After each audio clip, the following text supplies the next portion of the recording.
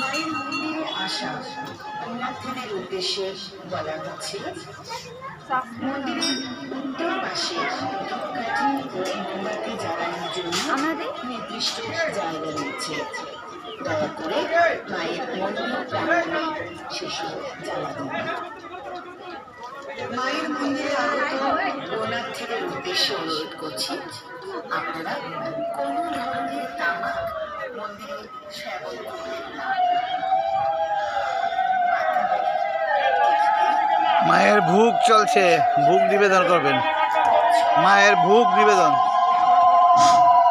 ভোগ চলাকালীন দড়ির ভিতরে গিয়ে প্রবেশ করবেন না। ভোগ চলাকালীন দড়ির ভিতরে কেউ প্রবেশ করবেন না। মায়ের অন্ন ভোগ চলাকালীন দড়ির ভিতরে কেউ প্রবেশ করবেন না, দড়ির মধ্যে কেউ প্রবেশ করবেন না। প্রত্যেক পুণ্যার্থীদের নিকট অনুরোধ করছি, ভোগ চলাকালীন